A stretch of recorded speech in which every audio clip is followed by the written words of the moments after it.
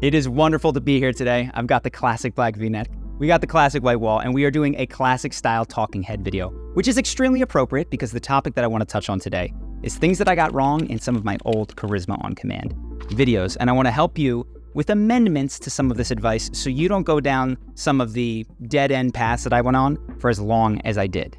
Now, let's start.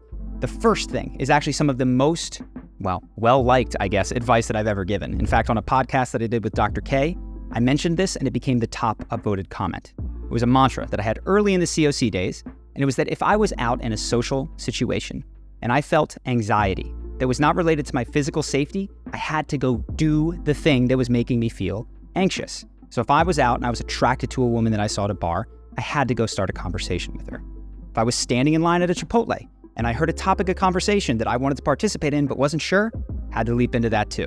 So many good things came into my life from this. It was absolutely incredible. I got friends, I got girlfriends, opportunities, clients for Charisma on Command. I would never ask anyone to throw this piece of advice out. It's just too good. But it has a huge issue, and it's baked in. Because when you feel any kind of anxiety, your body is actually entering into the fight or flight mode.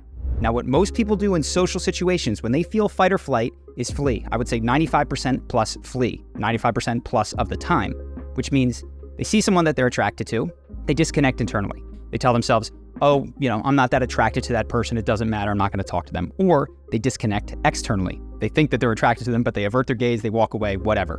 When you flip that, and instead of running away, you move towards, two things occur. Well, one, you're flipping it, but two, you're still running, right? You're not running away, but you are going to move at the fear. And this can create incredible positive things in your life. But what you don't realize that 3-second or 5-second rule that is making you engage with that thing is still running at its core.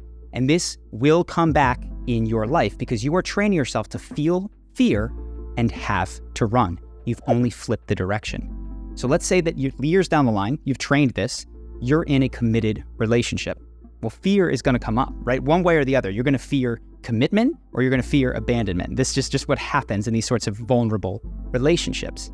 If the only response that you have developed towards fear is a running response, either you run away or you run at it, you might become that person that has to solve every problem right then. Maybe your partner needs space, but you can't let them rest or go to bed or escape the conversation because you need resolution right now.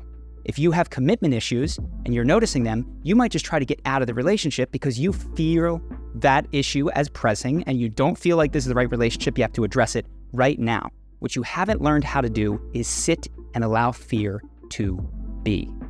You guys know the person that has not done this work in their life. They might look like they're driven and confident as they move from thing to thing to thing and they're pursuing what they want. But if you look closely, what you'll see is that they can't stop moving. They can't allow fear to be, to move through them, to pass and to rest, in peace. Not the peace of death, but the peace of knowing that fear can come up, you can experience it, and that is okay. You become a chronic runner if you don't address this. So what should you do? Definitely use the mantra some of the times, but other times when you feel fear, allow it to overtake your body, open up your body language, feel the sensation of fear, let it arise, and let it pass.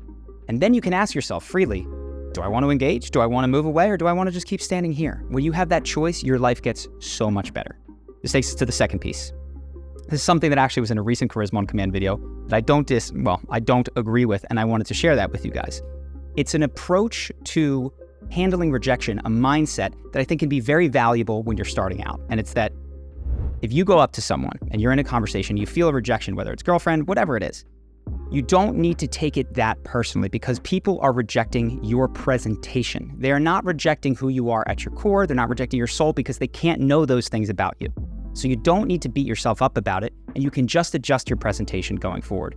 This is solid advice at the beginning, I think, because I know for me, there was a time when I thought good eye contact looked like this. It was this bug-eyed stare that I brought to almost every conversation, and people would be like, not sure about that guy. So there was rejections that came from my presentation. But the goal of all of the presentation tips that I've given on Charisma on Command is to get you past the point of presentation, to the point where you are showing up as your core authentic self. You are bringing your soul, who you are at your depths, to every conversation, right? That doesn't matter if it's a long conversation or 60 seconds, you have the courage to show up like that right off the bat. Now, some things will happen here. you'll bring who you are into interaction. People will see that and decide that they reject that. They don't want to connect with the depths of who you are. And if you in that moment tell yourself, I can try a different presentation, they don't deeply know me, what you're actually training is different social masks. And you become someone, you might know someone, who has a different mask for every situation because their goal is to fit in, not to find the place where their authentic self fits in. This is what you want to do. When you learn to bring the depth and the wholeness of who you are after clearing some of that presentation stuff up, rejection just becomes valuable feedback. And you want to let that rejection sting a little bit. It hurts to feel rejected for who you deeply are, but guess what? If you don't let that rejection hurt in the same way that you have to feel fear, you have to feel that rejection, you might become someone who tries consistently to be in relationships and with different groups of people who reject you because you've numbed the thing that says, I don't like being here. You've convinced yourself, oh, it doesn't hurt. I'll just try a different presentation till I fit in. And you can wind up with groups of people or in romantic relationships with someone that doesn't actually want to be with who you authentically are. It can be incredibly confusing. You got to let some of that pain in because it's a great signal. Now, taking us to the third thing, something that wasn't in a lot of videos, was listening. And I forgive myself because, well, you guys, the audience, don't really want to hear too much about listening. I think this is something that is just true of our culture. We all want to be the person, or at least many of us do, who has eyes on them, who has people listening to them, who gets followers following them. Very few people are asking the question, how can I listen more deeply? And I get it. You can have tremendous amounts of success, material, romantic, and otherwise, without being a really great listener. What you don't get to do is have the privilege of having someone vulnerably open up to you so that you can feel a deep, deep, intimate connection. You cannot get that without deep listening. And I know some of the things that can be in the way of this, I'll speak one of them, just so that you have an idea, because listening is a huge topic. One of the things that can get in the way is a lack of boundaries. Something that I didn't realize was going on in my life that became a strength and a weakness was that when somebody had a problem in my life, this is why I give advice, by the way, I felt it was my responsibility to help them through that problem. So if somebody came to me with something that wasn't working in their life, immediately all of these thoughts and ideas would start bubbling up in me, and it would be all I could do to bite my tongue and not just rush out telling them all of the ways that they could solve the problem. And oftentimes, I couldn't bite my tongue. Even when I did bite my tongue, it was written on my face that I was trying not to say something. When you are like that, and there's so much internal chatter while other people are sharing with you, it's impossible for you to listen deeply. So what can you do? Well, you've got to clear up your own stuff. People that have a lot of internal chatter often need to get it out. That can mean free writing. That can mean breath work. It can also mean therapy. This is a larger topic, but listening, I wish I hadn't slept on it for so long because it really adds depth and value to your relationships. And the level of trust and safety that I feel in my relationships, things that I didn't really value before, is just so much higher. And it's I wouldn't trade it for the world. So I hope that you guys don't miss out on that either. The last and fourth thing that I want to share with you, it's a mistake I had around charisma types, or at least an oversight. If you're not sure of what I'm talking about, I identified 5 different charisma types. There's the conviction type, which is super high conviction, very self-assured, authentic, funny, empathetic, and energetic.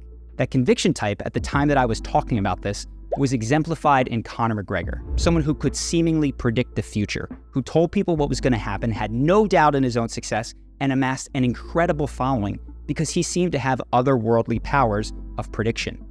Same thing would occur with someone like a Steve Jobs, who was going to say, we are going to make this computer. And he and Woz sold the computer, I believe, before they even had it developed.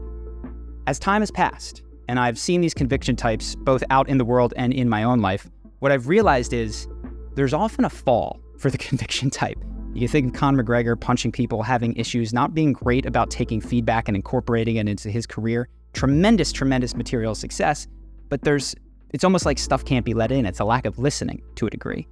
When I look at other people like Elizabeth Holmes, super high conviction that she could read all of your data, your health data from a single drop of blood, had a multi-billion-dollar company, is now going to jail.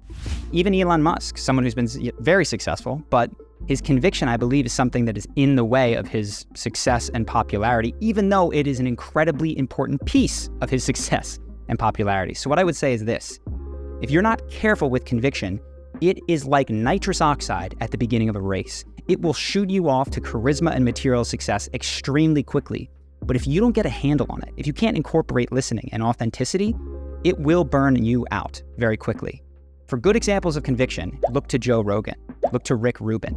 What I notice about their conviction is that it is not about what will happen in the world. The thing that they have tremendous conviction on is their own taste, their own feeling, and their own experience. So Joe might say, I read that, and say it with high conviction. He can get back and forth in an argument with someone. But in terms of knowing the truth of the world, he is generally very, very open to hearing different perspectives, though he will not give up what he believes and knows to be true about himself and what is best for him. This is the kind of conviction that, blended with authenticity, makes your life better. You can carve out your own career much like Joe did. Nobody thought that he was going to be able to do the path that he did. Now everyone wishes that they'd started a podcast when he did. So those are the 4 things. Well, not the 4. In fact, there's probably quite a few more that I could do. But I hope that you have learned something from this. I hope that you adjust courses a bit faster than I did. Now, if you've enjoyed this video, please consider subscribing. It'll let me know that you guys want me to do more of these. And also let me know in the comments if you guys enjoyed this style of video, if you'd like me to share some of the things that I learned in the last, several years since I've since done a talking head. There also might be some behind the camera voiceover, old COC style videos coming out of the channel, if that is something that you're interested in. But let me know. I'll catch you guys later. Take care. Peace.